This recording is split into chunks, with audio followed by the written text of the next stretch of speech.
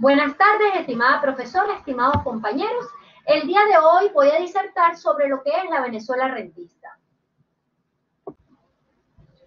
El petróleo era ya conocido por los indígenas y su explotación se inicia en el año de 1878 con la formación de la Compañía Petrolera del Táchira, la cual construyó una pequeña refinería con un cupo para 15 barriles al día. Ya a finales del siglo XIX, el gobierno venezolano otorgó algunas concesiones petroleras en forma ocasional. Cuando se promulga la Ley de Minas, instrumento jurídico que fue aprobado por el para ese momento presidente Cipriano Castro, en agosto de 1905, las compañías petroleras recibían las concesiones en Venezuela por 50 años, con el compromiso de comenzar a explotarlas a los 4 años siguientes del otorgamiento del título. Es a partir del año de 1907 cuando comienzan los consorcios petroleros internacionales sus actividades en Venezuela, pagando al Estado un impuesto anual de 70 centavos de dólar por hectárea dada en concesión, más una regalía de $1,20 por tonelada explotada. Las primeras concesiones, de acuerdo a este régimen, fueron cedidas a venezolanos que luego las traspasaban a los consorcios petroleros internacionales, aunque el otorgamiento de concesiones fue temporalmente suspendido debido a los conflictos del gobierno de Cipriano Castro con las potencias europeas y con los Estados Unidos. En el año de 1914 comienza el auge del petróleo en Venezuela, es decir, comienza su explotación en gran escala con el gobierno dictatorial del general Juan Vicente Gómez. Y es a partir de este gobierno y hasta la actualidad que se profundizará nuestro estudio para determinar la evolución del petróleo en Venezuela. Es en la segunda década del siglo XX que el petróleo forma parte fundamental de la economía de Venezuela.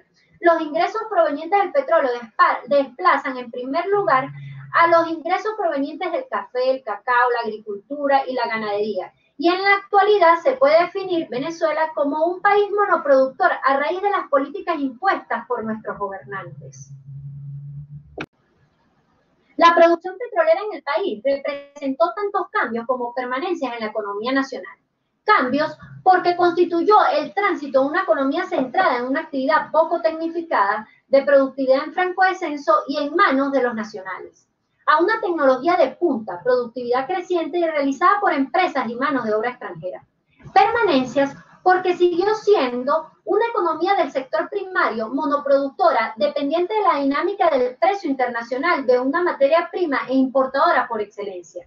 En este caso, se pasó del café, materia prima del subsector agrícola, al petróleo, materia prima del subsector minero.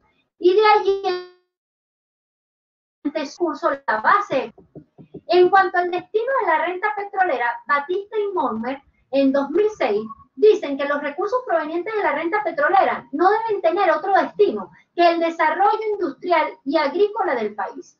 En este caso, el gobierno nacional, como único receptor, debería distribuirlo entre los agentes económicos privados para su reinversión y reproducción. Siendo el petróleo un capital natural, los ingresos percibidos para su extracción no podían destinarse a algo distinto que no fuera la generación de nuevos capitales. El capital de una nueva economía debía reproducir más capital o al menos generar la misma proporción de lo invertido. Con la siembra del petróleo se lograría legitimar la renta petrolera, eliminar la corrupción a la que daba lugar un ingreso extraordinario no derivado del trabajo de los nacionales y evitar la dependencia de un solo recurso, además que este recurso es finito. La siembra del petróleo pasa por alto las incongruencias entre los grandes problemas que agobiaban a la mayoría nacionales y los elevados ingresos que percibe el Estado por concepto de la renta petrolera. Por tanto, su destino no puede ser otro que la atención de las necesidades primarias de la población para posteriormente ser invertido en el desarrollo económico de la nación. La Ley de Minas del 27 de junio de 1918 declara que el otorgamiento de una concesión no confiere la propiedad de los depósitos que se descubrieran, sino solo el derecho de explotar la sustancia. En 4 artículos se trata exclusivamente del tema petrolero e incorporan las ideas del ministro Guillermo Torres. En cuanto a la duración de los títulos, se establece un máximo de 39 años. Las rentas superficiales varían de acuerdo con los volúmenes de producción, y la regalía se fija en un 8 y un 15% de acuerdo a las distancias entre los depósitos petroleros y los terminales.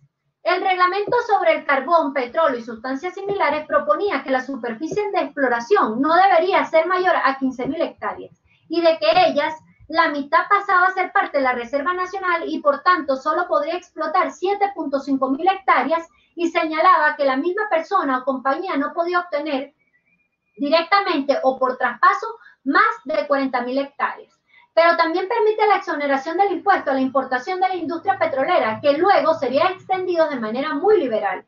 Otras disposiciones serían incluidas en la primera ley de hidrocarburos de Venezuela, que se promulgaría el 19 de junio de 1920. Como elementos principales de la ley de 1920 se destacan el establecimiento de un sistema mixto para contratar la exploración y explotación de los hidrocarburos, siendo el primero de carácter obligatorio para el Estado y el segundo facultativo. Y en segundo lugar, establece el derecho preferente de los propietarios del suelo para explorar y explotar el oro negro, o para ceder en concesiones a terceros que cumplan con los requisitos de la ley. En 1921 se realiza una primera reforma a esta ley de hidrocarburos, en donde estas transnacionales fueron corredactoras, haciendo una ley bastante condescendiente para sus intereses particulares. Una segunda reforma a esta ley fue sancionada en 1922, haciéndola aún más permisiva, y acto seguido el ministro Gumersindo Torres es promovido del cargo. Aún y cuando fue muy acontecido este periodo de 3 años entre la primera y segunda reforma de ley, esto marcaría el inicio y primer paso para las siguientes leyes que hasta la actualidad tenemos. Fueron muchas las reformas a esta primera ley, entre las que tenemos la de 1921, 22, 25, 28, 35, 36 y 38, hasta llegar a la ley de hidrocarburos del 43. Una ley mejor estructurada y que el Estado daba un mayor control sobre el negocio petrolero, concesiones de 40 años, y además obligaba a las transnacionales a refinar parte de la producción de petróleo aquí en Venezuela, promoviendo así una mayor oportunidad de trabajo para los venezolanos. Esta ley tuvo 2 reformas, la del 55 y la del 67, hasta llegar a la actual ley del 2001, con solo una reforma en el año 2006. Como hemos visto, nuestra ley de hidrocarburos se mueve y transforma conforme a las necesidades propias del dinámico negocio petrolero del país, hasta que todos los actores que en ellas participen tengan unas reglas claras de cómo funcionar. Como venezolanos, y ante cualquier escenario, siempre será necesario promover espacios de sana productividad, interacción académica para abordar todas las áreas de atención del negocio petrolero en el país y de los cambios que dentro del marco jurídico tengamos que realizar para que a través del contenido y participación nacional se genere la transformación e industrialización del país, que sería la verdadera base de nuestro desarrollo. En cuanto a los cambios políticos y sociales de la Venezuela urbana y petrolera de 1936, podemos decir que la importancia y la magnitud de los cambios observados en este año permite inferir, sin peligro de incurrir en exageraciones, la transformación de la fisonomía social del país y la apertura de la puerta de tránsito hacia la modernidad, demandada por los sectores más progresistas y retrasada sistemáticamente por el régimen gomecista, en algunos casos conscientemente y en otros por la simple omisión de enfrentar los graves problemas sociales de la nación. Ciertamente, a partir del año en cuestión, se inició en Venezuela un proceso lento pero sostenido, dirigido al mejoramiento de ciertos indicadores, con el objetivo final de este proceso el mejoramiento de los niveles del bienestar, estándar y calidad de vida de la población. La importancia de los cambios sociales acontecidos en el periodo de 1936 a 1945 en Venezuela comenzaron a sentarse las bases del proceso de ruptura del ciclo premoderno, de la dinámica de su población, caracterizado por la expansión lenta de la misma, la reducción rápida de las generaciones y la mortalidad catastrófica. Dicho esto por López en 1997. En cuanto a los cambios económicos en la Venezuela urbana y petrolera de 1936, podemos decir que las características del panorama económico de Venezuela a la salida de la larga dictadura gomecista no presenta variedad ni nuevos proyectos.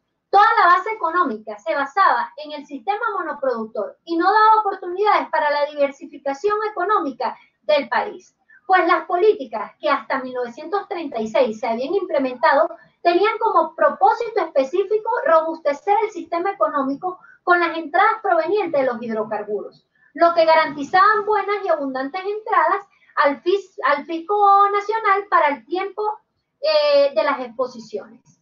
La Segunda Guerra Mundial, que fue de 1939 a 1945, al limitar drásticamente el comercio internacional, favoreció los inicios de la industria nacional moderna y al mismo tiempo planteó la necesidad de racionalizar el aparato productivo agrícola. Es dentro de este contexto que se promulga en 1945 una ley de reforma agraria, la cual no llega a ejecutarse debido al derrocamiento del presidente Isaías Medina Angarita. Hecho ocurrido en octubre de 1945. En los años 50, el desarrollo de las grandes obras de infraestructura favoreció el establecimiento de una industria cementera venezolana. Ahora bien, tenemos el viraje de la política petrolera, el cual estaba compuesto por un gobierno cívico-militar, llamado el Trienio Adeco, comprendido entre 1945 y 1948. Se refiere al periodo histórico que inaugura la democracia en Venezuela. Representa el fin del gomecismo y el inicio de Acción Democrática, como primera fuerza política venezolana. Aunque el aparato opresor de la dictadura de Gómez estaba siendo desmontado lentamente por sus sucesores, los también militares itachirenses Eleazar López Contreras e Isaías Medina Angarita, en octubre de 1945, varios oficiales militares de graduación media y un grupo de militares de militantes de Acción Democrática dieron un golpe de Estado exitoso, dando inicio al Trienio Adeco.